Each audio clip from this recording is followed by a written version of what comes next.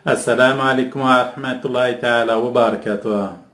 في جديد قضية ثنائي رايان بليد لاعب نادي أتلتيكو مدريد، وكذلك المهاجم ياني الصنهاجي مهاجم نادي ريال بيتيس الإسباني.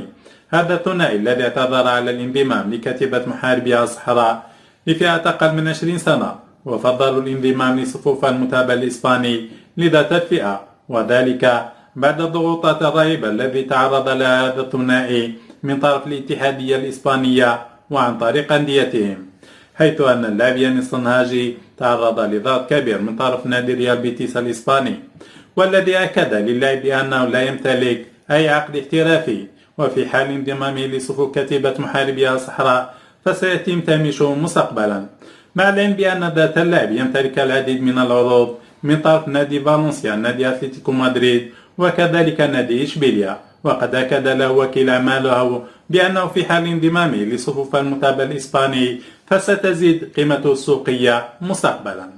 أما اللاعب رايان بليد فقد تعرض لضغوطات من طرف وكيل أعماله اللاعب الدولي الإسباني السابق دافيد فيا، والذي ذكر اللاعب ما حدث له فيما سبق حينما مثل محاربي الصحراء في 5 دقائق ليتم تهميشه بعد ذلك. وقد طالب دافيد فيا من اللاعب رفض دعوة محاربي الصحراء والانضمام لصفوف المنتخب الإسباني، واعدا إياه بمساعدته على الانضمام لصفوف الفريق الأول لنادي أتلتيكو مدريد مستقبلا.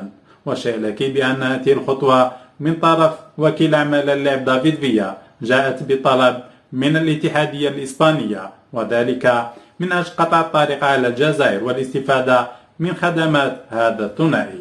سلام.